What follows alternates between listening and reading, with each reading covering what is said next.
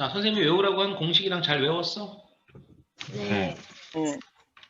공부 한번 제대로 다시 한번 철저하게 하고, 그리고 나서 숙제 한번 숙제 다시 해보라고. 선생님이 설명했던 부분 여러 번 반복해서 동영상 봐서라도 머릿속에 철저하게 집어넣고, 그리고선 다시 한번 문제 풀라고 했었죠. 선생님이 저 204페이지부터 질문 다시 받겠다고 했습니다. 그죠? 자, 우선 200페이지 펴세요.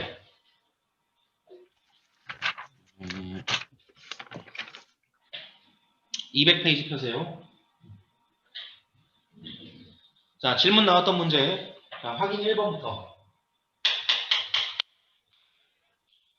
상민의 식구는 자동차를 타고 할머니 댁에 다녀오는데 갈 때는 시속 80km, 올 때는 갈 때보다 20km 더 먼 길을 시속 60km로 달렸더니 모두 5시간 걸렸습니다.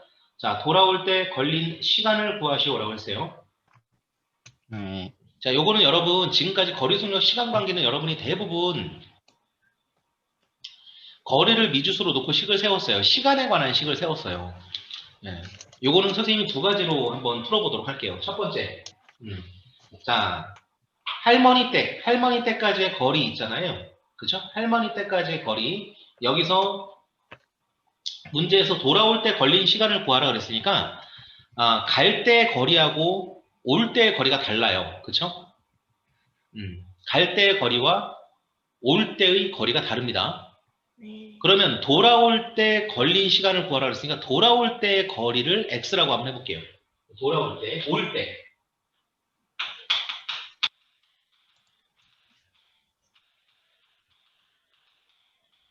올 때를 x라고 한번 x킬로미터라고 해보면 갈 때는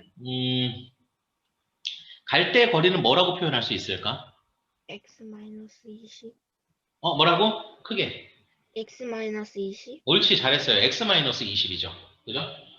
왜냐면 갈 때보다 올 때 20km만큼 더 멀다 그랬잖아. 먼 길이라고 그랬으니까 온 길이 x면 간 길은 요 x보다 20km만큼 짧은 길이에요. 갈 때 간 길은. 그죠? 이렇게 말할 수 있고요.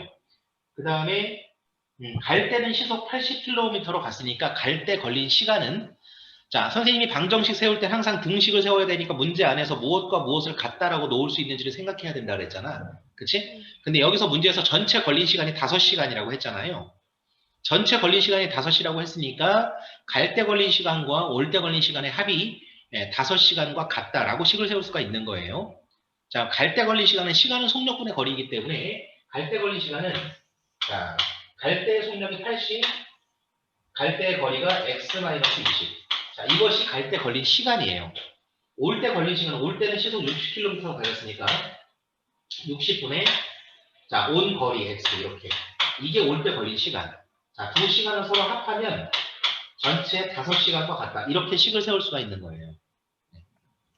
자, 60과 80의 최소 공배수가 480이죠. 네. 아닌가? 240이죠. 미안. 240. 양변에 240을 곱하면 얘는 240이 곱해지면서 약분돼서 3이 되니까 3 곱하기 x-20 이렇게 되고 더하기 요 녀석은 240하고 약분하면 4가 되니까 4x 이렇게 여기 240 곱하기 5가 되겠죠. 여러분 240 곱하기 5가 얼마야? 얼마야? 뭐야? 240 곱하기 5가 얼마야? 1200. 1200이잖아. 1200. 그래 안 그래? 네. 자, 이렇게 식을 세워서 이 방정식을 풀면 그러면 x의 값이 얼마가 나오냐면 x는 이 방정식 푸는 과정은 이제 더 이상 선생님이 계산 과정은 그만할게요. 이 정도는 여러분이 할 수 있어요. 여기서 식을 여기까지 정리해줬으면 이 정도는 풀 수 있어야지 이제. 그지? 네. 자, 그래서 x는 180이 나와요. 180. 그럼 이 180이 무엇을 뜻하냐? 올 때의 거리야, 거리. 올 때의 거리. 그치? 그럼 문제에서 물어본 건 뭘 물어봤어? 올 때 걸린 시간을 물어봤지, 얘들아. 그럼 시간은 뭐야? 시간은 속력분의 거리잖아. 네. 무슨 말인지 알겠니? 시간은 네. 속력분의 거리. 그래서 올 때의 거리가 180이고 올 때의 속력은 60이었잖아. 60분의 180 약분하면 3이 되죠. 3. 그쵸? 자, 그래서 올 때 걸린 시간은 올 때 걸린 시간은 3시간. 3시간이 문제의 정답이 되는 거예요. 어떻게 하는지 아시겠어요? 네. 이거는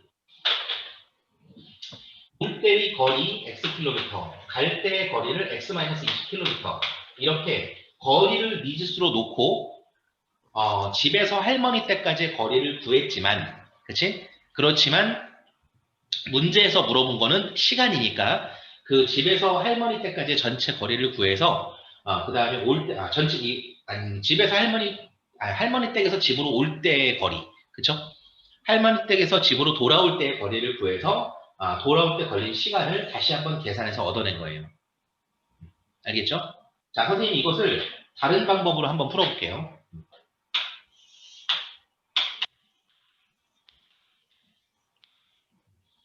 자, 다른 방법은 이렇게 생각해도 될 것 같아요. 문제에서 물어본 게 올 때 걸린 시간이잖아요. 그리고 전체 걸린 시간은 얼마? 5시간.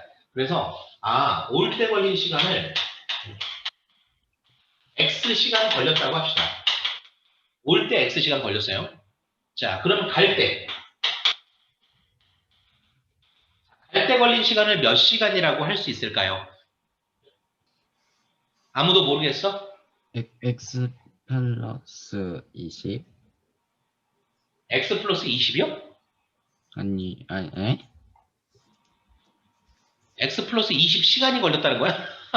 그럼 아니요. 갈 때 20시간도 네. 넘게 걸렸다는 얘기인가요? 자, 문제를 잘 읽으면 알 수 있을 텐데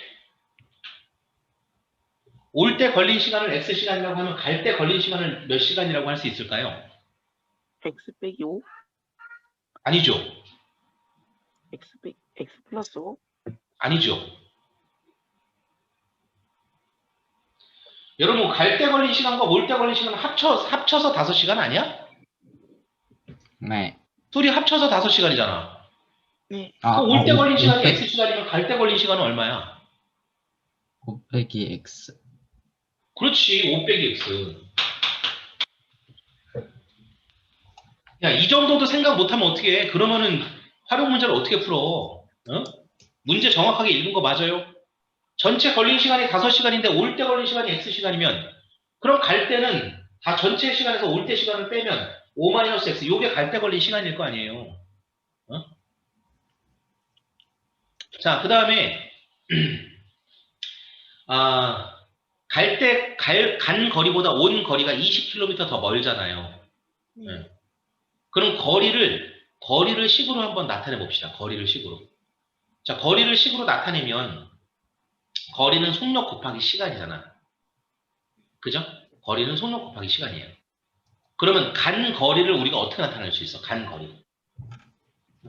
간 거리는 속력 80 곱하기 갈 때의 시간 5-X. 이렇게 하면 이게 간 거리가 되죠. 네. 이해되세요? 네. 네. 자, 속력이 80이고 5-X 시간 동안 갔잖아. 그러니까 둘이 곱하면 이게 간 거리. 오케이? 자, 그 다음에 올 때의 거리. 올 때의 거리는 시속 60km. 시속 60km로 X시간 동안 움직였잖아. 그치? 네. 자, 그러니까 이게 올 때의 거리. 근데 문제에서 뭐라 그랬어? 갈 때의 거리하고 올 때의 거리를 비교하면 그러면 갈 때의 거리보다 올 때의 거리가 20km 더 먼 길이라고 했잖아요. 그쵸? 그러니까 우리가 등식을 세우려면 어떻게 해야 돼? 갈 때의 거리, 올 때의 거리. 올 때의 거리에서 20km를 빼면 갈 때의 거리와 같다. 이렇게 등식을 세울 수 있죠. 네. 다 이해되세요? 네. 진짜지? 다 이해되지? 이거예요, 이거. 식을 이렇게 세우시는 거예요. 그러면 요 문제에서는 올 때 거리를 x라고 놨기 때문에 x의 값을 구한 다음에 다시 한번, 그러니까 요 첫 번째 방법은 다시 한번 올 때 걸린 시간을 다시 한번 계산해야 돼. 60분의 180을 다시 한번 계산해야 정답이 나오지만 식을 이렇게 세우잖아? 식을 이렇게 세우면 올 때 걸린 시간 자체를 x로 놨기 때문에 이 방정식만 풀면 x의 값이 바로 정답이 되는 거예요. 자, 선생님이 첫 번째 이 방법으로 식을 세워준 이유는 여러분 지금까지 거리 속력 시간 관계 문제를 풀 때 대부분을 어떻게 풀었어? 대부분을 문제에서 시간을 전체 걸린 시간 이런 걸 알려주면 대부분 시간을 식으로 표현해서 속력분의 거리 이것을 식으로 표현해가지고 시간에 관한 식을 대부분 세웠단 말이야. 그러니까 여러분이 이렇게 식을 세우는 게 익숙할 거야. 근데 선생님 같으면 식을 이렇게 세울 것 같아. 왜냐면 문제에서 올 때 걸린 시간을 물어봤으니까 시간 자체를 미지수 x로 놓고, 그지? 그리고선 움직인 거리를 식으로 표현해서 등으로 연결하는 거지. 이게 갈 때의 거리, 요게 올 때의 거리. 올 때의 거리가 갈 때 거리보다 20km 더 먼 길이니까 올 때의 거리에서 20을 빼면 갈 때의 거리와 같아진다. 이렇게. 그지? 자, 실제로 풀어보면, 그죠? 뭐 양변을 10으로 나눌까? 양변을 10으로 나누면 요 각항이 10으로 나눠지면서 0은 다 떨어지고, 자, 8, 5, 40 마이너스 8x는 6x 마이너스 2 이렇게 되죠. 자, 되셨죠? 자, 그래서 여기 마이너스 8x를 우변으로 이해하니까 6x 플러스 8x 그래서 14x가 되고, 마이너스 2를 좌변으로 이해하니까 40 플러스 2가 돼서 42가 되죠. 따라서 양변을 14로 나누면 x는 3이 나오죠. 이해되십니까? 네. 자, 식을 네. 이렇게 세우면, 그쵸? 식을 이렇게 세우면 바로 내가 문제에서 물어본 것 그 자체를 x로 놓고 식을 세운 것이기 때문에 요 x의 값 자체가 문제의 정답이 되죠. 답은 뭐 3시간 이렇게. 아시겠죠? 여러분이 지금까지 익숙한 식은 시간에 관한 식, 그러니까 속력분의 거리, 이걸로 시간에 관한 식을 세워왔기 때문에 이렇게 식을 세우는 게 익숙하실 거고요. 근데 이 문제 같은 경우는 시간을 x로 놓고 이렇게 거리를 이용해가지고 등식으로 표현하는 것이 한 번에 x의 값 자체가 이 문제에서 물어보는 정답이기 때문에 두 번째, 이 방법이 선생님이 볼 때도 좀 더 좋은 방법인 것 같아요. 그러니까 이 식이 익숙하겠지만 반드시 이렇게도 여러분이 식을 세울 줄 알았으면 좋겠어요. 자, 다음 문제 볼게요.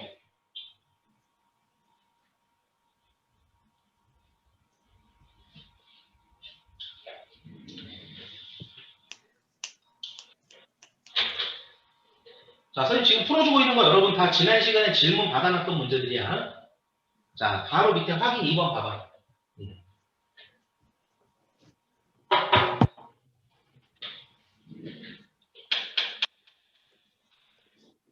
자, 민천이가 산악 자전거를 타고 산 정상까지 올라갔다 내려오는데 올라갈 때는 시속 6km, 내려올 때는 같은 길을 시속 14km로 달렸더니 올라갈 때보다 내려올 때 50분 더 적게 걸렸다고 합니다. 이때 민철이가 올라간 거리를 구하시오 그랬어요. 자, 그럼 이번에는 거리를 구하라고 했으니까 자, 올라간 거리를 x라고 할게요. 문제에서 올라간 거리 구하라고 했습니다. 자, 내려올 때도 같은 길, 이건 같은 길을 내려왔으니까 내려올 때의 거리도 어차피 xkm네요. 그죠? 그래서 다른 길로 내려온 게 아니라 같은 길로 내려왔으니까 내려올 때도 xkm야. 그쵸? 자, 이런 상황에서 단 올라갈 때는 힘들잖아. 그지? 그러니까 시속 6km로 올라가 내려올 때는 자전거 타고 슝 하고 내려오니까 시속 14km로 내려온 거야. 이렇게 했더니 올라갈 때보다 내려올 때 50분 시간이 더 적게 걸렸대요. 여러분 당연히 내려올 때 더 빨리 움직였으니까 내려온 시간이 더 적게 걸렸겠죠. 그렇죠? 그런 상황이에요. 상황이 지금. 자, 그러면 이때는 식을 어떻게 세워야 될까? 바로 올라갈 때는 오래 걸렸을 거 아니야. 그 올라갈 때 오래 걸린 시간, 올라갈 때 걸린 시간에서 빠르게 내려왔으니까 내려올 때 걸린 시간을 빼는 거야. 그죠? 올라갈 때 오래 걸린 시간에서 내려올 때 빨리 내려온 그 시간을 빼는 거지. 그럼 그 두 시간의 차이가 바로 50분 차이가 난다. 이렇게 식을 세우는 거야. 근데 여기서 중요한 것은 시속이잖아요. 얘들아, 시속. 우리가 지금 식을 세우는 게. 그러니까 50분을 분을 50분 자체를 이용해서 식을 세우면 안 되고 50분을 시간으로 바꿔서 식을 세워야 돼요. 자, 은우야. 50분은 몇 시간이에요? 6분의 5. 그렇죠. 60분의 50시간, 즉 6분의 5시간이 되는 거예요. 그렇죠? 자, 한번 식을 세워봅시다. 자, 그렇다면 올라갈 때 걸린 시간은 속력분의 거리니까 속력, 시속 6km분의 올라간 거리 x 내려올 때 걸린 시간은 속력 14km, 시속 14km 분에 내려올 때 거리 x. 자, 올라갈 때 걸린 시간과 내려올 때 걸린 시간의 차이. 이 시간의 차이가 바로 60분의 50시간, 즉 6분의 5시간이 된다. 이거예요. 됐죠, 여러분? 어렵지 않죠? 그죠? 네. 자, 그러면 6과 14의 최소 공배수가 42. 그쵸? 42니까 양변에 42를 곱하면 6하고 41을 약분해서 7x 빼기 14하고 41을 약분하니까 3x 6하고 41을 약분하니까 7, 5, 7에 35. 이렇게. 이해되시죠? 그러면 7x-3x가 4x니까 4x는 35이므로 따라서 x는 4분의 35가 됩니다. 4분의 35. 그러므로 이 문제에서 물어본 민철이가 올라간 거리는 4분의 35km가 되겠다. 4분의 35km니까 대충 4, 8에 32. 그러니까 8km가 좀 넘는 거리가 되겠네요. 그쵸? 8km가 좀 넘는 거리. 8과 4분의 8.75km가 되겠다. 그쵸? 네. 그런 식으로 문제를 풀 수 있겠습니다. 자, 다음 201페이지. 201페이지 확인 3번 보세요.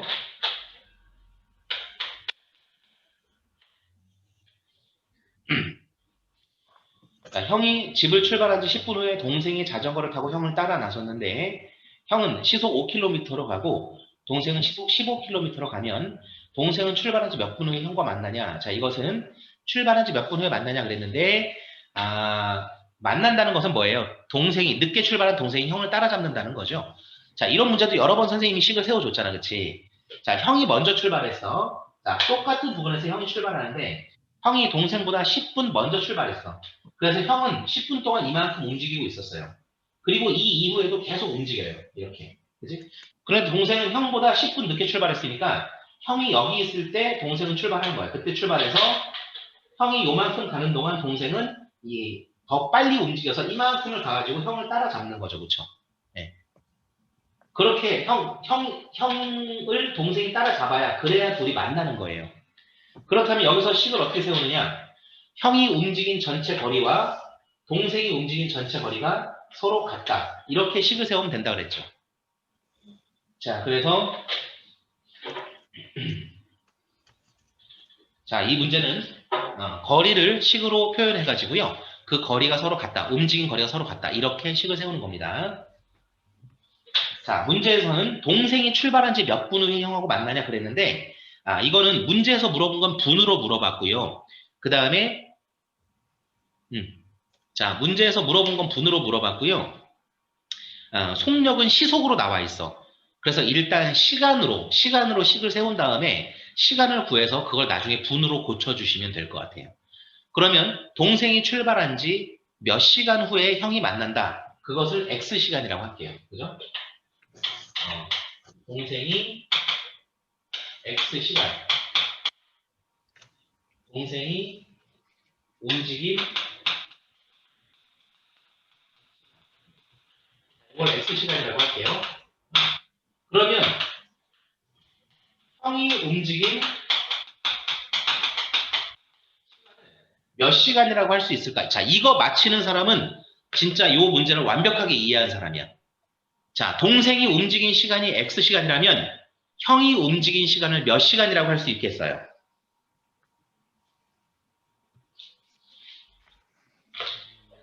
형은 동생보다 10분 먼저 출발했잖아. 야, 힌트 진짜 많이 줬다. 플러스 X. 크게 뭐라고? 10 플러스 X시간. 10 플러스 X시간? 아니에요. 다시 한번 생각해 보세요. x 플러스 6분의 1? 뭐라고? x 플러스 6분의 1? 옳지, 정답. 누구야? 은우야? 은우 잘했어. 그쵸? 자, 여기서는 선생님 분명히 시간이라고 말했잖아. 형이 동생보다 10분 먼저 출발했으니까 10분 동안 더 오랫동안 움직였는데 10분은 바로 6분의 1시간이잖아. 그러니까 형이 움직인 시간은 동생이 움직인 시간을 X시간이라고 하면 형이 움직인 시간은 동생보다 6분의 1시간만큼 더 움직였으니까 X 플러스 6분의 1시간이 되는 거야. 그치? 이렇게 해가지고 식을 세워야 돼. 자, 그러면 문제에서 형은 시속 5km, 동생은 시속 15km로 움직였다고 했잖아요. 그럼 동생이 움직인 거리는 어떻게 될까? 거리는 속력 곱하기 시간이니까 동생은 시속 15km로 X시간 동안 움직였어. 그러니까 15 곱하기 X. 이게 뭔지 알아야 돼, 여러분. 자, 승준아, 이게 뭐야? 말로 설명해봐. 이게 뭐야?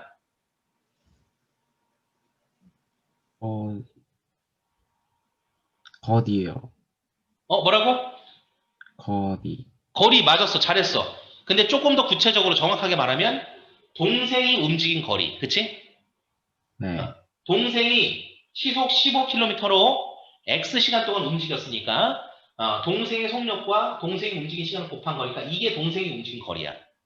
그 다음에 그럼 형이 움직인 거리를 표현해보자. 형이 움직인 거리는 형이 움직인 속력이 시속 5km, 움직인 시간이 X 플러스 6분의 1시간.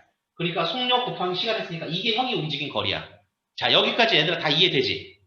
네. 근데 아까 선생님이 뭐라 그랬어? 동생이 움직인 거리와 형이 움직인 거리가 서로 같아져야지 둘이 만나는 거니까 거리끼리 서로 같다라고 등식을 세워야 된다고 했잖아. 그러니까 동생이 움직인 거리와 형이 움직인 거리가 서로 같다. 이렇게 식을 세워줘야 되는 거야. 자, 양변을 5로 나눠버리면 여기는 3, 여기는 1이 되고 그럼 여기 3x는 x 플러스 6분의 1. 그지? x를 좌변으로 이항하면 3x 빼기 x니까 2x는 6분의 1이 되고 양변을 2로 나누면 x는 12분의 1이 돼요. 따라서 동생이 움직인 시간, 동생이 형을 만날 때까지 움직인 시간이 12분의 1시간이 돼요. 그런데 문제에서는 분으로 물어봤죠. 분. 그쵸? 그럼 시간을 분으로 바꿀 때는 1시간이 60분이잖아. 그러니까 시간에다가 곱하기 60을 해야지 분이 되는 거야. 따라서 12분의 1 곱하기 60. 그죠? 시간에다가 60을 곱해야 분이 되니까 계산하면 5가 되죠. 그러므로 동생이 형을 따라잡을 때까지 걸린 시간이 바로 5분이라는 사실을 알 수 있어요. 자, 다들 이해되시나? 다 이해되세요? 네. 네. 옳지. 네. 좋습니다. 자, 여기까지가 201페이지까지 나왔던 질문이에요. 그 다음에 203쪽에서는 의외로 질문이 없었어. 농도 문제인데. 내가 다 풀어줬었나? 기억이 안 나네. 자, 선생님이 204쪽부터 질문 다시 받겠다고 했었습니다. 여러분 공부 한 번 더, 숙제 한 번 더 시킨 다음에 다시 질문 받겠다고 했었죠. 자, 204쪽 질문. 2번이요. 5번이요. 한 자, 번에 잠깐만. 채팅창에 이번 올려주세요. 채팅창에 204쪽 채팅창에 올려주세요. 질문. 자, 알겠습니다. 자, 다 선생님 접수했고요. 그 다음에 205쪽 질문이요. 205쪽. 자, 분명히 다시 풀어보셨죠? 네.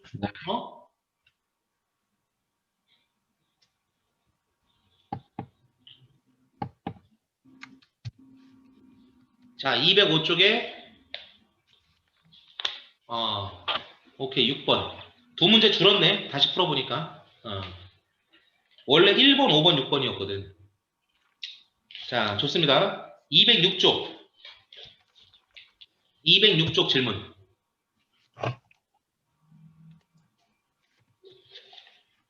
얘들아, 206쪽. 여기는 별로 질문이 안 좋. 그래도 7번, 8번은 빠졌군요. 질문에서. 자, 9번, 10번, 11번, 12번이요.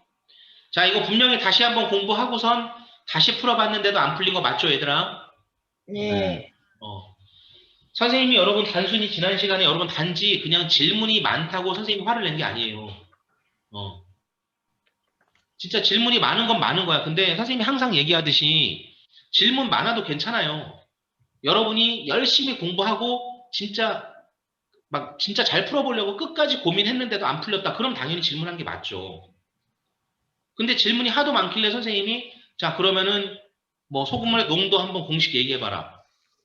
소금의 양을 표현하는 식을 한번 얘기해봐라 했더니 아무도 대답을 못하는 거야. 거기서 선생님이 좀 당황했어. 어?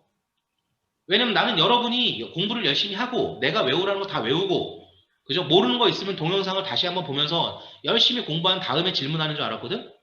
근데 공부는 하나도 안 하고 선생님이 가르쳐주는 거 하나도 외우라고 한 거, 기억하라고 한 거 이런 거 하나도 기억 안 하고 그냥 단지 그냥 뭐 식 안 세워지고 문제 안 풀린다고 다 질문해버리니까 그렇게 숙제하거나 그렇게 과제하면 안 돼.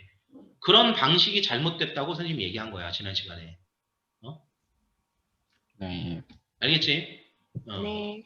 선생님 거듭 강조하지만 질문은 많아도 괜찮아요. 그 질문들이 여러분이 충분히 공부를 하고 열심히 생각했는데도 안 풀리는 거라면 당연히 막 질문해야 되는 거야. 하지만 공부 방법 선생님이 하라는 대로 똑바로 안 하고선 그냥 마구마구 그냥 아유 뭐 머리 아파 아유 생각하기 귀찮아 이런 식으로 막 마구마구 질문해버리는 거 그거는 안 돼. 그거는 여러분 수학 실력에 전혀 도움이 안 돼. 알았어? 올바른 방법으로 공부해. 선생님이 시킨 대로. 알았지? 네. 네. 자, 그럼 여기 일단 206쪽까지 질문 나온 문제 풀어줄게. 자, 204쪽 한번 봐봐. 자, 204쪽에 2번 보겠습니다. 2번. 자, 2번 같은 경우는 자, 농도 문제예요. 5%의 소금물, 10%의 소금물 섞어서 8%의 소금물 300g을 만들려면 10%의 소금물을 얼마나 섞어야 하는가 그랬는데 자, 우선 5%, 10%를 둘이 섞으면 전체 소금물의 양이나 농도는 달라져요. 그렇죠? 농도도 8%로 달라지고 소금물의 양도 따로따로 있을 때랑 합쳤을 때랑 다르잖아요. 그런데 중요한 건 그 안에 녹아있는 소금의 양은 그대로야. 그러니까 농도 문제에 대해서 식을 세울 때 우리는 대부분 소금의 양을 이용해서 식을 세웁니다.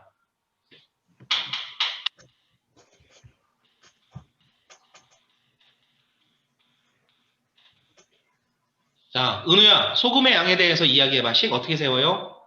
100분의 농도 곱하기 소금의 양이에요. 옳지, 잘했습니다. 이렇게 대답이 나와야 돼. 알았지? 자, 소금의 양은 100분의 농도 곱하기 소금물의 양. 그렇죠? 자, 이걸 여러분이 어떻게 써먹는 거냐면 내가 식으로 소금의 양을 식으로 표현하고 싶을 때 이 모양으로 나타내야 된다는 뜻이에요. 소금의 양을 식으로 표현하고 싶을 때 이 모양으로 나타낸다. 그렇다면 이 문제에서 5%의 소금물하고 10%의 소금물을 섞어서 8%의 소금물을 만든다고 했는데 자, 5%의 소금물의 양도 모르고 10%의 소금물의 양도 몰라요. 문제에서 물어본 게 바로 10%의 소금물의 양이야. 그러니까 10%의 소금물의 양을 Xg이라고 할게요. 그런데 둘이 합쳤더니 전체가 몇 g이 됐어요? 300. 300g이 됐죠? 그러면 당연히 5%의 소금물의 양을 뭐라고 할 수 있어요? 300 빼기. 그렇죠. 300-X가 되죠. 그죠? 둘이 합쳐서 300이 됐으니까 그 중에 10%가 Xg을 차지하고 있다면 300g 중에서 그 10%짜리 소금물을 제외한 나머지 300-X만큼 요만큼이 바로 5%짜리 소금물의 양이었던 거야. 자, 그러면 둘이 합쳐서 이제 8%의 소금물이 된 거예요. 8%의 소금물 300g 됐습니다. 자, 선생님은 식을 어떻게 세울 거냐면 그 안에 녹아있는 소금의 양은 변함이 없으니까 이렇게 식을 세울 거예요. 5%짜리 소금물 안에 녹아있는 소금의 양이 여기 있고 10%짜리 소금물 안에 녹아있는 소금의 양이 여기 있어요. 두 소금물을 합쳤어. 그죠? 그러면 그 안에 녹아있는 소금도 합쳐지겠죠, 이렇게. 네. 이만큼의 소금의 양이 어디 들어있는 거야? 바로 8%짜리 소금물 안에 이만큼의 소금의 양이 들어있는 거야. 그러니까 5%짜리 소금물에 녹아있던 소금의 양과 10%짜리 소금물 안에 녹아있던 소금의 양, 이 둘을 더하면 바로 8%짜리 소금물 안에 녹아있는 소금의 양과 같다. 이렇게 식을 세울 거예요. 알겠습니까? 이것이 우리가 소금물의 농도 문제 있잖아요. 이 농도 문제에서 식을 세우는 가장 널리 쓰이는 방법이에요. 소금의 양을 가지고 식을 세우는 거야. 그래서 자 먼저 5%짜리 소금물에 녹아있는 소금의 양을 생각하면 자 소금의 양은 100분의 농도 그럼 100분의 농도 5 곱하기 소금물의 양. 소금물의 양이 300-X잖아. 그래서 300-X 이렇게. 이제 느낌이 좀 오시죠? 그쵸? 아, 이렇구나. 바로 내가 소금의 양을 표현하고 싶으면 100분의 농도 곱하기 소금물의 양을 하는 거잖아. 5%짜리 소금물 300-Xg 안에 녹아있는 소금의 양. 그것이 이렇게 표현되는 거야. 자, 그렇다면 10%짜리 소금물 Xg 안에 녹아있는 소금의 양은 100분의 자, 농도가 얼마? 농도가 10. 소금물의 양 얼마? 소금물의 양이 X. 이거예요. 그러면 둘 다 소금. 얘도 소금, 얘도 소금이야. 그치? 이 소금의 양을 둘이 합쳤어. 자, 합치면 어떻게 되느냐? 바로 8%짜리 소금물 안에 녹아있는 소금의 양이 되는데 8%짜리 소금물은 문제에서 나온 것처럼 300g이 있어요. 그러니까 100분의 농도는 8 곱하기 소금물의 양은 300 이렇게. 바로 이렇게 식이 세워지는 거예요. 그래서 5% 소금, 100% 소금 둘이 합치면 8% 안에 녹아있는 소금 이렇게 같다. 이게 중요한 거야. 방정식은 항상 뭐다? 등식. 등식이란 무엇과 무엇을 같다라고 할 수 있는지를 항상 고민해야 되는 거야. 문제의 조건 안에서. 그래서 이런 식이 만들어져요. 자, 그럼 이렇게 등식을 세웠으면 이제 이걸 풀기 위해서 양변에 100을 곱하니까 자, 분모에 있는 100은 모두 약분이 되고 자, 5, 3, 15, 1500 마이너스 5x 플러스 10x는 83, 2400 이렇게. 자, 따라서 마이너스 5x 플러스 10x니까 10x 빼기 5x는 똑같죠. 그래서 5x는 1500을 우변으로 이항했더니 2400 빼기 1500이니까 900. 자, 따라서 x는 얼마? x는 180. 이해되시죠? 자, 그러므로 우리는 문제에서 물어본 10%짜리 소금물의 양을 x라고 놓고 식을 세운 거니까 자, 이 문제의 정답은 180g이 되겠다. 자, 이렇게 풀어낼 수가 있는 거예요. 선생님, 네. 근데 저기 5%에 왜 300 빼기 X를 곱해요? 여기요? 네. 아, 이거는 자, 보세요. 5%짜리 소금물 안에 녹아있는 소금의 양을 식으로 표현한 거예요. 자, 소금의 양은 100분의 농도 곱하기 소금물의 양인데 5%짜리 소금물이 300-Xg. 5%짜리 소금물의 양이 바로 300-Xg이죠. 그죠? 그러니까 100분의 농도는 5 곱하기 소금물의 양은 300-X 이렇게. 그러면 요만큼이 이만큼의 식이 무엇을 뜻하냐면 5%짜리 소금물 300-Xg 안에 녹아있는 소금의 양이 되는 거야, 이게. 그 다음에 10%짜리 소금물 Xg 안에 녹아있는 소금의 양. 8%짜리 소금물 300g 안에 녹아있는 소금의 양. 그치?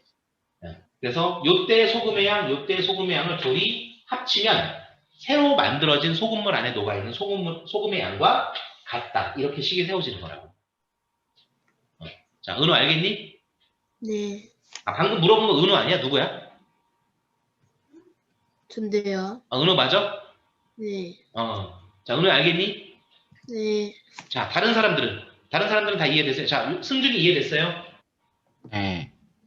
유승이 알겠어요? 네. 규린이 알겠어?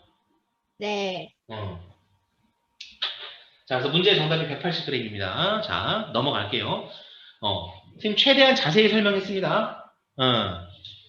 그래도 이해 안 되는 사람은 어떻게?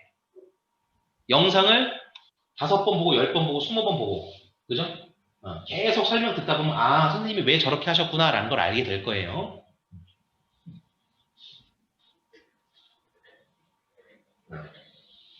자, 그 다음 질문은 3번에 2번이에요. 3번에 2번.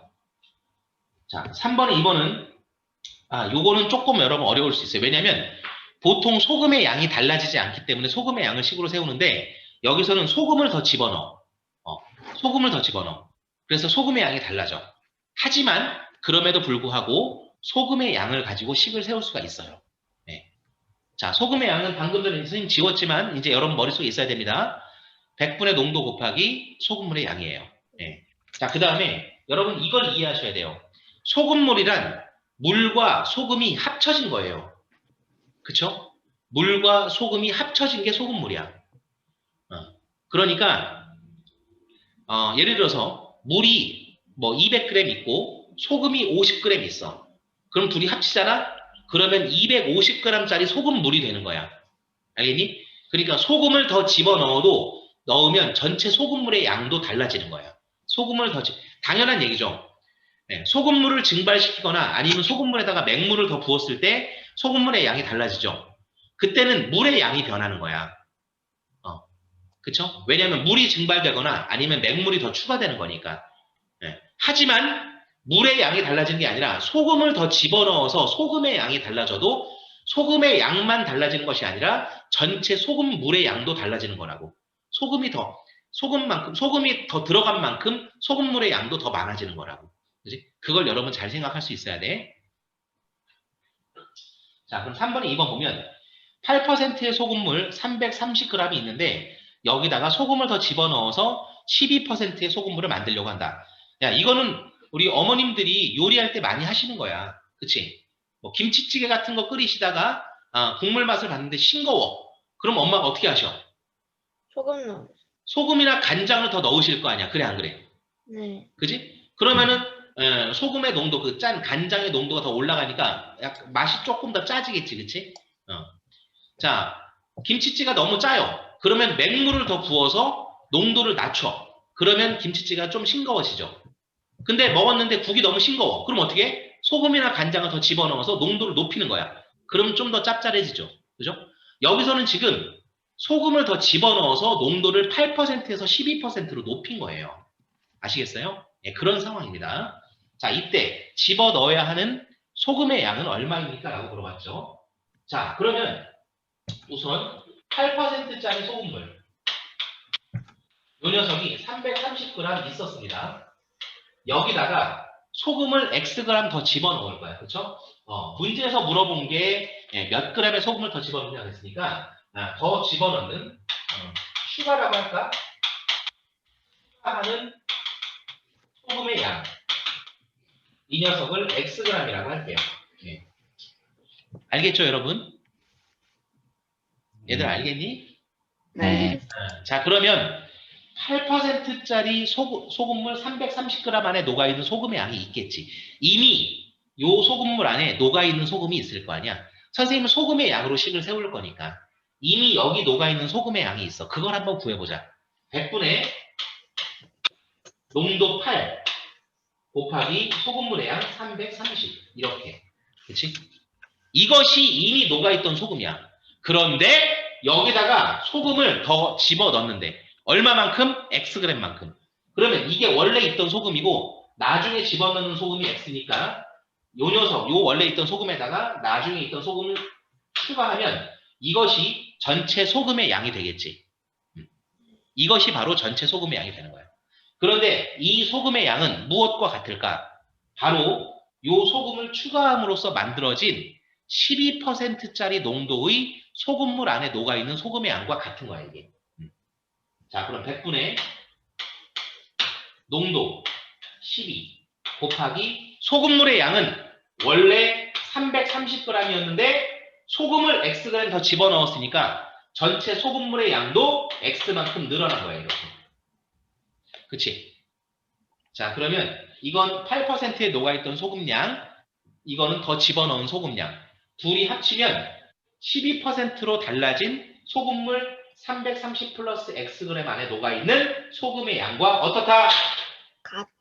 같다. 알겠지? 이렇게 식 세우는 거야. 네. 자, 그럼 분모에 100이 있으니까 양변에 100을 곱해보자. 그러면 여기 약분돼서 8, 3, 24. 8, 3, 24. 2640 더하기 여기도 100이 곱해지니까 여기도 100이 곱해지죠. 100x. 자, 여기 100이 곱해지니까 약분되면서 12 곱하기 330이니까 330 곱하기 12. 그러면 36 3960 더하기 12x 이렇게. 자, 따라서 12x를 좌변으로 이항하면 100x 빼기 12x니까 88x가 되겠죠? 그 다음에 2640을 이쪽으로 이항하면 1320 이렇게. 자, 여기까지 아시겠어요? 네. 네. 그죠? 자, 따라서 양변을 88로 나누면 x는 얼마가 나와요? 자, 1320 나누기 88 해봐, 얘들아. 뭐, 아무도 안 하고 있는 거야? 네, 있어요. 해봐. 그래.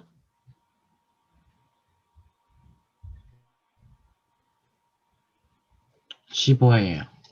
15.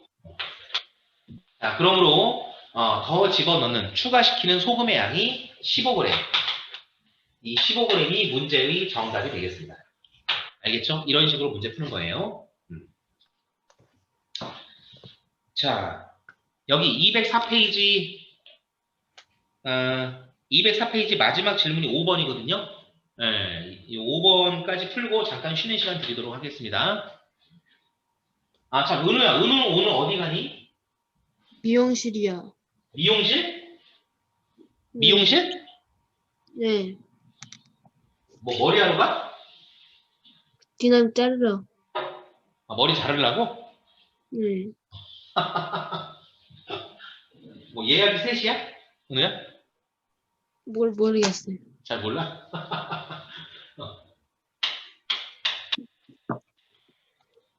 자, 5번 문제 볼게요.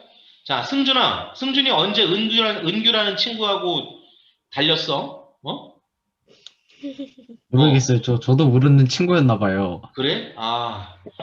여기 승준이야? 은우 아니야, 혹시? 여기 오타 아니야? 은우인데 은규라고 잘못 나온 거 아니야?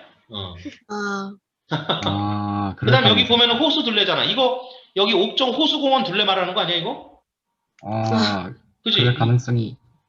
이거 문제에 오타가 있나 보다. 선생님 승준이와 은우라고 읽겠습니다. 자, 승준이와 은우가 둘레의 길이가 1800m인 1.8km네요. 이 호수의 둘레를 돌고 있는데, 자, 자전거를 타고 승준이와 은우가 각각 초속 16m, 초속 14m의 속력으로 같은 지점에서 동시에 출발하여 같은 방향으로 50분 동안 달렸다면 두 사람은 총 몇 번 만나게 되는지 구하시오라고 했습니다. 이건 여러분 조금 어려운 문제라고 생각할 수도 있는데요. 생각하는 방법을 잘 몰라서 그래요. 일단은 이런 문제들은 지금 여기 옥정 호수공원의 둘레를 돌고 있다고 나와 있잖아. 그지? 네. 근데 같은 지점에서 동시에 출발해서 같은 방향으로 움직인다고 했잖아요. 그러면 이 두 사람이 만나는 건 어떻게 되는 거냐면 여기 옥정 호수공원이 있어. 이렇게. 자, 같은 지점에서 출발해. 근데 같은 방향으로 움직이잖아. 만약에 서로 다른 방향으로 움직이면 느리게 움직이는 사람이 움직인 거리와 빠르게 움직인 사람이 움직인 거리를 합하면 한 바퀴가 되죠. 그런데 서로 같은 방향으로 출발하면 느리게 움직이는 사람이 이만큼 갈 동안에 빠르게 움직이는 사람이 이만큼 움직여야 처음으로 만나는 거야. 그러니까 같은 방향으로 달릴 땐 여러분 학교에서 오래 달리기 같은 거 해봤어?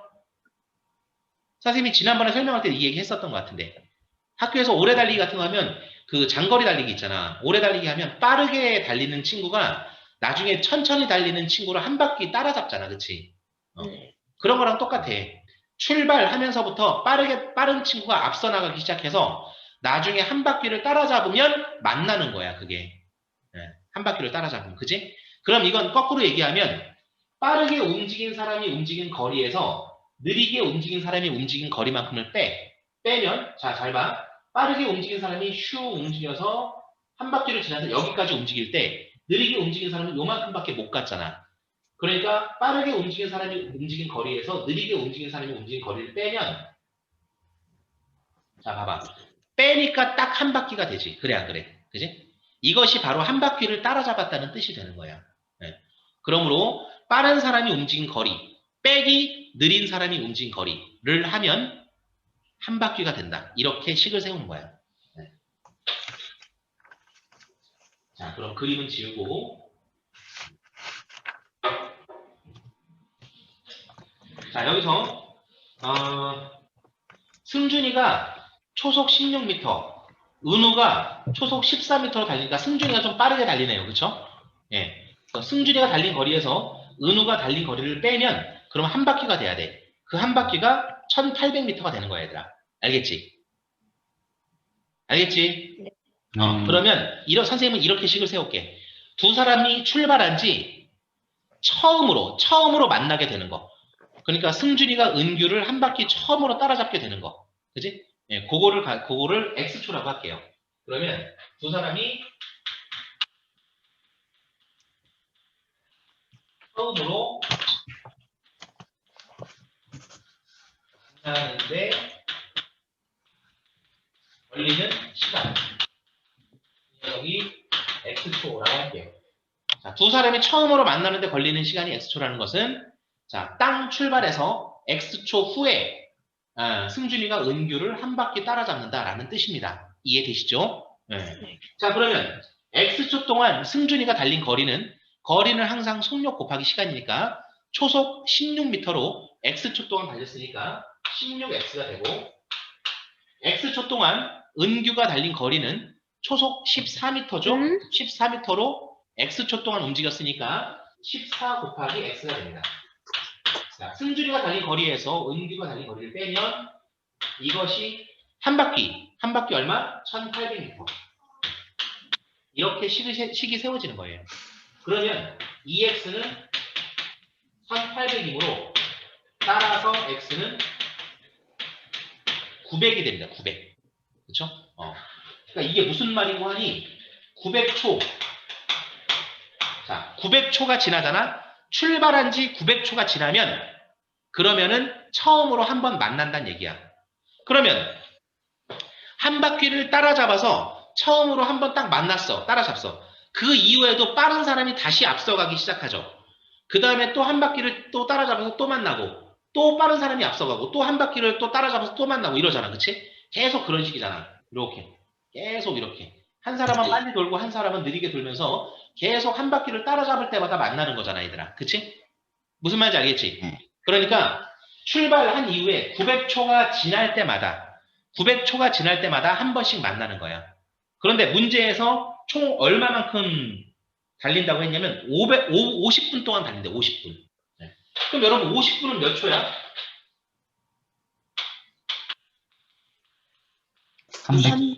50분에다가 3,000초요. 곱하기 60을 하면 3000초가 되는 거야. 그래서 3000초 동안 달리는 동안에 몇 번 만나냐라고 했는데 900초가 지날 때마다 한 번씩 만나기 때문에 3000 나누기 900을 해보면 그러면 몇 번 만나는지 알 수 있지. 네. 자, 그렇게 하면 0, 0, 0, 0 30 나누기 9니까 9, 3, 27 3. 얼마 이렇게 될 거 아니야. 그치? 그러니까 몫이 얼마야, 몫이? 3000 나누기 900을 하면 몫이 3이잖아, 얘들아. 무슨 말인지 알겠니? 네. 알겠어요? 네. 네. 그러니까 50분 달리는 동안에 총 몇 번? 총 3번. 3번. 3번 만난다라는 사실을 알 수가 있습니다. 자, 이해되시죠? 여기까지가 204페이지까지 나온 질문이에요. 잠깐 쉬는 시간 드리고, 자, 쉬는 시간 길게는 못 드립니다. 잠깐 쉬는 시간 드리고 205쪽부터 또 해드리도록 할게요. 자, 공부하자. 자, 선생님 상담 전화가 갑자기 한 통 와가지고 전화 받느라고 조금 오래 걸렸습니다. 미안해요. 공부합시다. 네. 자, 205페이지부터 선생님이 해주려고 했는데 지금 생각해보니까 오늘 저희가 목요일이잖아. 그쵸? 네. 오늘 목요일이라 진도를 좀 나가야 될 것 같아요. 그래서 질문 해결을 다음 주 화요일로 좀 미루고요. 자, 여기 순서쌍과 좌표 부분의 진도로 좀 나가도록 할게요.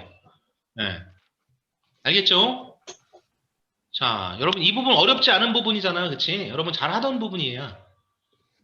예전에도 어렵지 않게 공부했던. 그러니까 이번 주 숙제는 좀 약간 부담이 덜 할 거예요. 항상 공부하다 보면 여러분 제일 힘든 게 어디야? 그 방정식의 활용 부분 아니야. 그치? 네. 자, 그래서 네. 근데 이제 이번 주 같은 경우는 순서상과 좌표 여기는 이제 여러분이 상대적으로 덜 부담스럽게 느끼는 부분이기 때문에 크게 어려움 없이 갈 수 있을 것 같아요. 정반 비례는 다음 주에 하고요. 좌표와 그래프 이 부분만 한번 해봅시다. 자, 어려운 거 없습니다. 자, 보세요. 순서쌍과 좌표에서 자, 수직선 위에서 점의 위치를 나타내는 방법에 대해서 나왔었어요. 자, 화면 보시면 좌표라고 하는 것은 수직선 위에 특정한 한 점, 이 점에 대응하는 수, 그것을 우리가 좌표라고 합니다. 자, 수직선에서 0에 대응하는 점을 우리가 원점이라고 부르고요. 그 다음에 수직선 위에 어떤 점 P가 있을 때 그 점 P가 있는 위치를 나타내는 수, 이것을 좌표라고 부릅니다. 그래서 점 P가 예를 들어서 3의 위치에 있다. 그럼 점 P의 좌표가 3인 거예요. 그렇죠? 자, 그 다음에 이 녀석을 기호로 나타낼 때는 수직선에서 수 A가 점 P의 좌표일 때 기호로는 P 하고 괄호 안에 그 수를 쓰면 됩니다. 그렇죠? 이런 식으로 나타내고요. 자, 그 다음에 원점. 자, 원점은 좌표가 0인 점. 이 점을 원점이라고 하며 기호로는 알파벳 O를 씁니다. 알파벳 O. 그죠? 네. 자, 그 다음에 예를 들어서 여기 수직선을 보세요. 수직선. 자, 수직선을 보시면 여기 원점을 나타내는 이 자리에 알파벳 O가 있죠. 그쵸? 그 다음에 점 A의 좌표는 뭐가 되는 거야? 마이너스 3. 그치? 점 B는 0과 마이너스 1 딱 가운데에 있으니까 점 B의 좌표는 마이너스 2분의 1.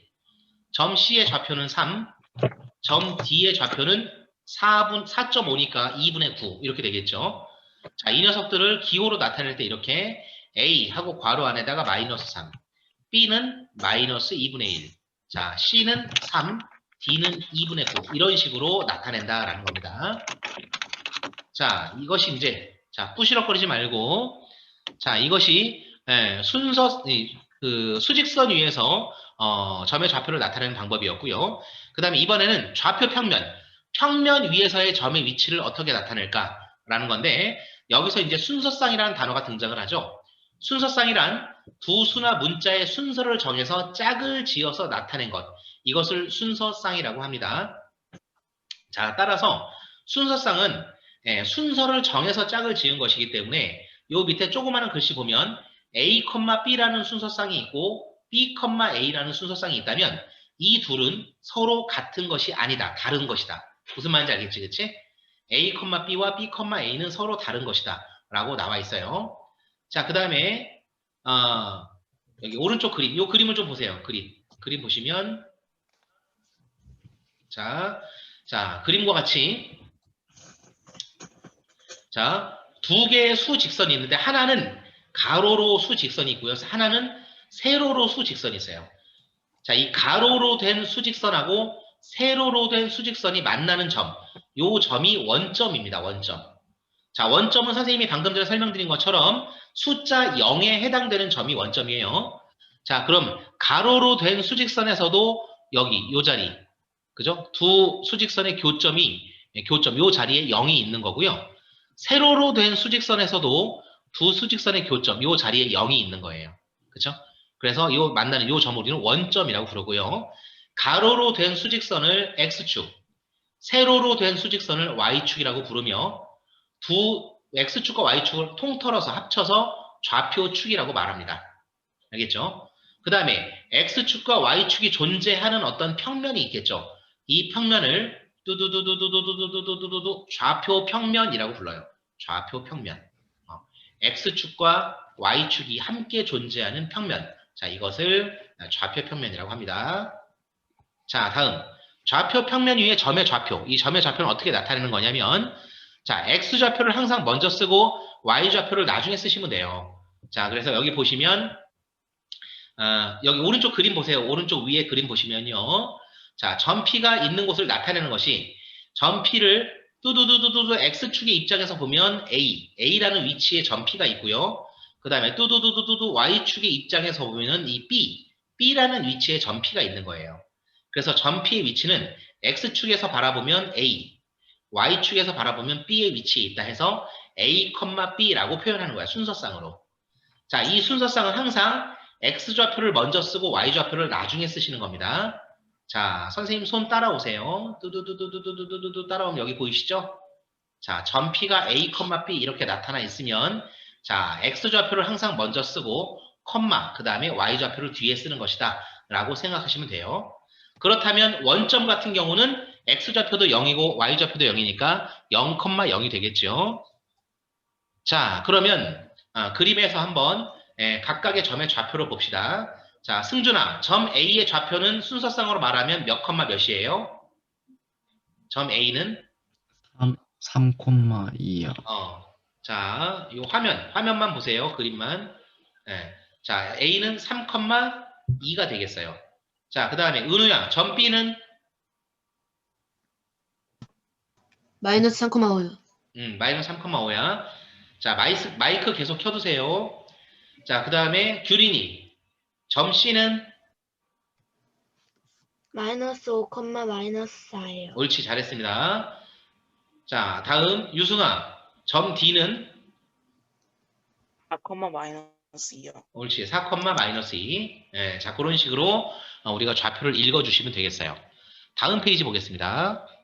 자, 그렇다면 4분면이란 무엇인가 라고 나왔는데, 자, 4분면이라고 하는 건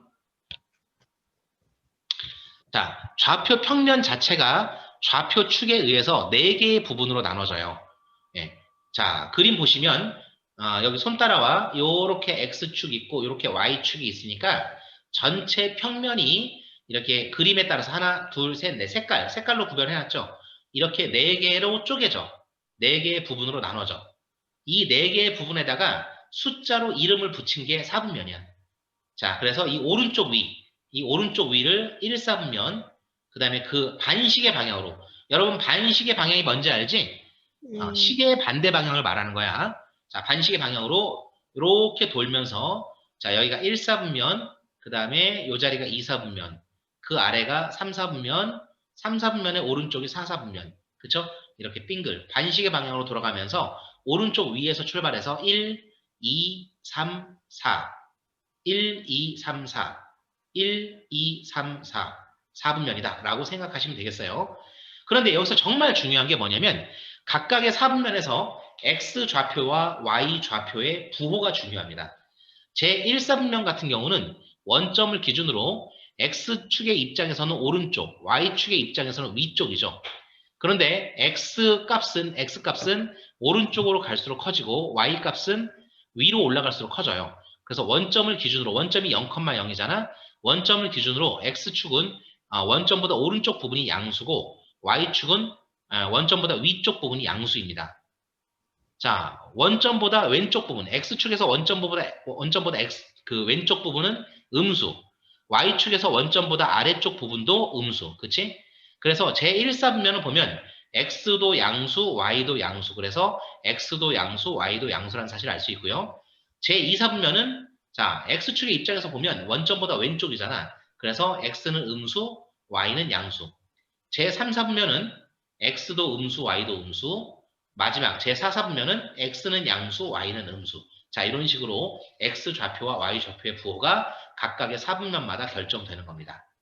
자, 여기서 여러분 참고하셔야 될 건 뭐냐면 X축과 Y축은 축 자체는 어떤 4분면에도 속하지 않습니다. 알겠죠? 축 자체는 어떤 4분면에도 속하지 않아요.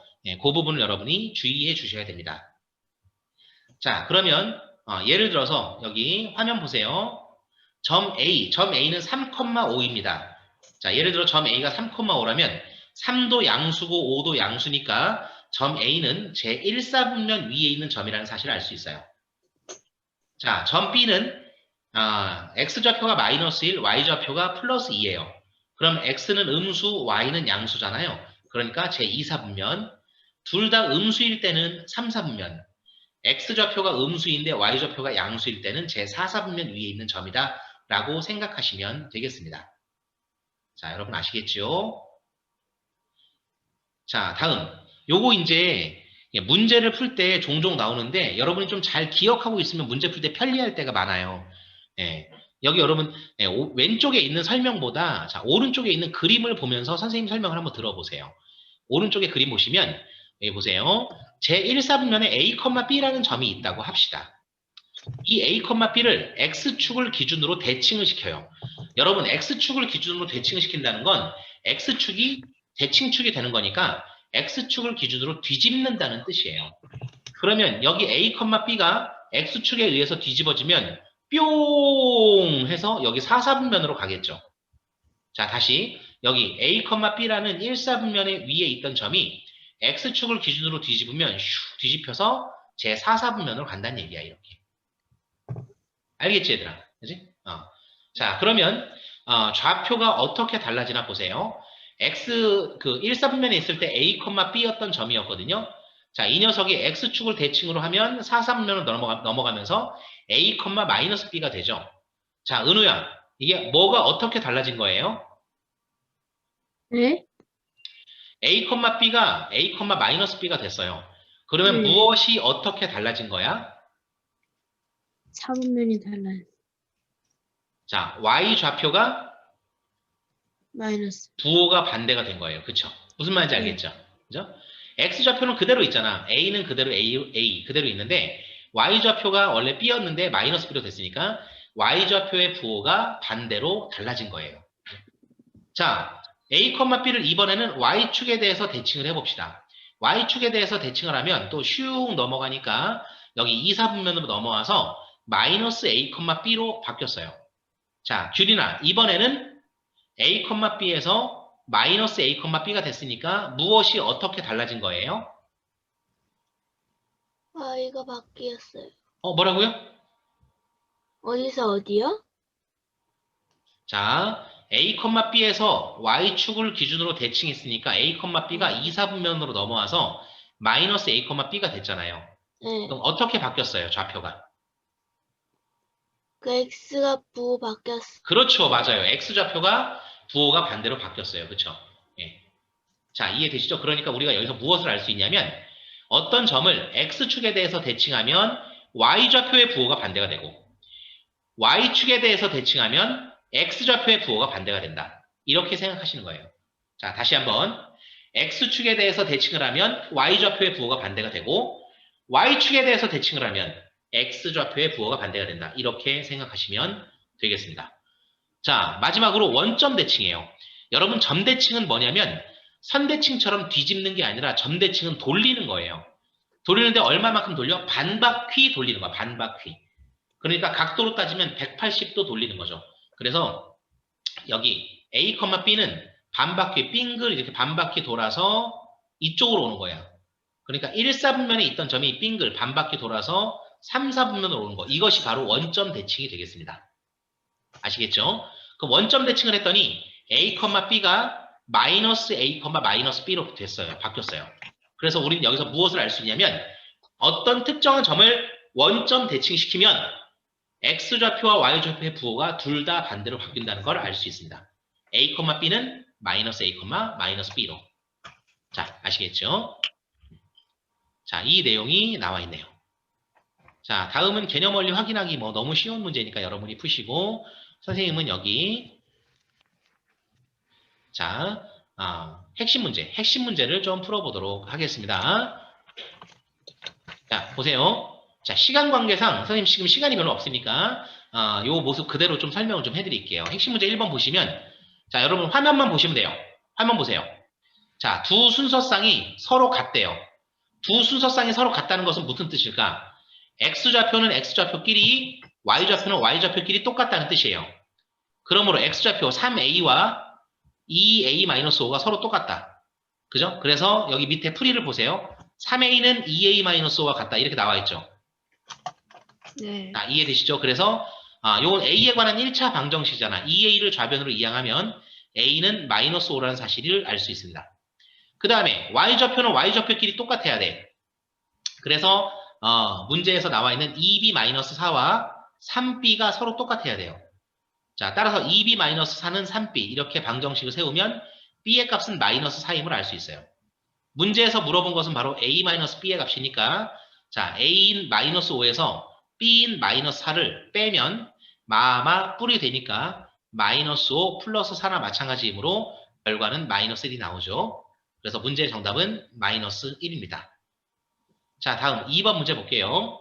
자, 요것도 2번 이건 너무 쉽다. 그치? 그냥 그림을 보면서 점의 위치만 찾으면 되잖아. 자, 그냥 말로 한번 해볼게요. 그냥. 자, 유승아, 점 A의 위치가 뭐예요? 3,2요. 3,2. 3,2니까 여기 문제에서 A는 2가 되겠죠. 다음, 규리나, 네. B의 위치, 점 B의 위치를 뭐라고 할 수 있어요? 점 B의 위치는 0,4. 옳지, 잘했어요. 0,4. 따라서 점 B의 x좌표인 B가 0이라는 걸 알 수 있죠. 자, 참고로 여러분 이미 알고 있는 사실이겠지만 X축 위에 존재하는 모든 점은 Y좌표가 0이죠. Y축 위에 존재하는 모든 점은 X좌표가 0입니다. 그죠? 자, 점 B의 X좌표는 0이 되겠죠. 자, 점 C, 승준아, 점 C의 좌표는 뭐가 돼요?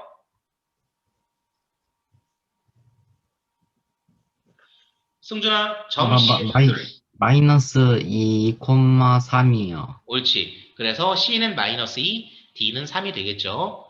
자, 마지막으로 은우, 점 D의 좌표는 뭐예요? 점 D의 좌표는? 마이너스 1, 마이너스 3. 옳지. 자, 따라서 점 D의 Y좌표 2는 마이너스 3이 되겠죠. 자, 그래서 모두 다 더하면 정답은 0이 된다고 합니다. 자, 다음 페이지. 자, X축 위 또는 Y축 위에 있는 점인데요. 자, 여러분, 선생님이 방금 전에 얘기했죠. X축 위에 있는 점은 Y좌표가 무조건 0이에요. 그죠? 그래서 여기 보세요. X축 위에 있고 X좌표가 3인 점은 자, 3,0이 되겠죠. Y좌표가 0이니까. 자, Y축 위에 있는 점은 X좌표가 0이에요.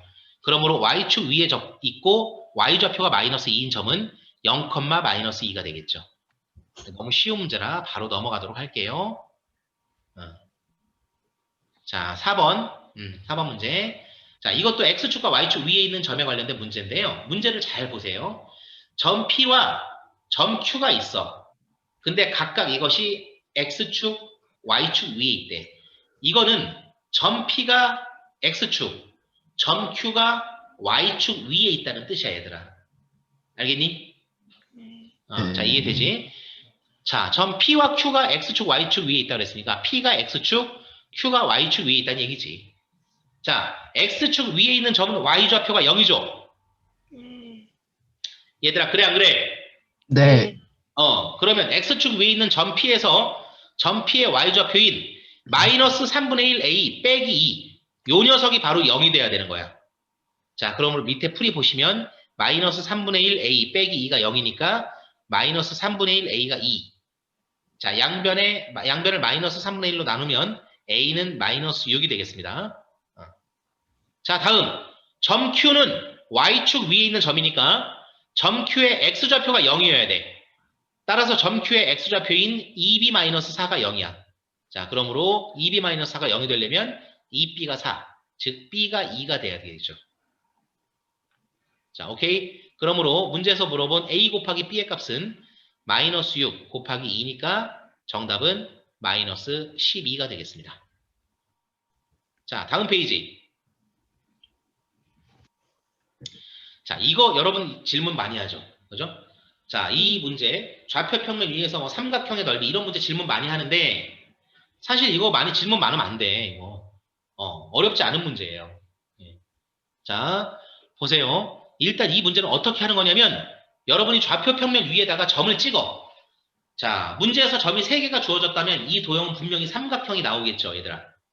그치? 자, 그래서 점 A와 B, C를 올바른 위치에 찍으면 자, 여기 그림과 같이 점이 찍히고 자, 점 ABC를 모두 연결하면 삼각형 ABC가 돼요. 자, 그럼 이 그림에서 밑변은 선분 BC가 되고 높이는 선분 AH가 되는데 선분 BC의 길이는 5, 높이는 길이가 4. 그래서 이 삼각형의 넓이는 2분의 1 곱하기 밑변 곱하기 높이 2분의 1 곱하기 5 곱하기 4를 해서 넓이가 10이 나옵니다. 자, 이건 여러분이 좌표 평면에다가 이 점, 문제에서 주어진 점을 좀 정확하게 예쁘게 찍어, 예쁘게. 대충 찍지 말고 예쁘게 찍은 다음에 어떤 모양의 도형이 나오는지를 한번 직접 그려보면 누구나 문제 풀 수 있습니다. 자, 6번. 제일 쉬운 문제가 나왔네요. 자, 문제에서 옳지 않은 것을 골라라 그랬어요. 자, 1번 보기를 봤더니 점 A는 4,3이다. 점 A 4,3 맞아요? 점 A 4,3 맞아 틀려? 아니요. 아니죠. 아, 3,4죠. 네. 그죠? 네. 그러니까 1번 틀렸어요. 자, 2번 점 B는 Y축 위에 있는 점이다. 맞고요. 3번 점 C는 제2사분면 위에 있다. 맞죠? 네. 네. 4번 점 D는 2사분면과 3사분면에 속한다. 점 D는 X축 위에 있는 점이므로 어떤 사분면에도 속하지 않습니다. 그래서 4번은 틀렸어요. 마지막 점 E의 X좌표는 마이너스 1이다. 이건 맞죠? 그러므로 옳지 않은 것은 1번과 4번이 되겠습니다. 자, 이해되시나요? 네. 네. 네. 자, 여기서 선생님이 만약에 한 페이지를 더 풀면 여러분 숙제가 그 다음 페이지까지 좀 많이 늘어나니까 여기까지 223쪽까지만 진도를 나갈게요. 지금. 자, 선생님이 여기다 적어줄게. 숙제. 마무리 문제까지 하면 되겠다. 개념 원리는 자, 개념 원리 몇 페이지라고? 221쪽까지요. 221쪽.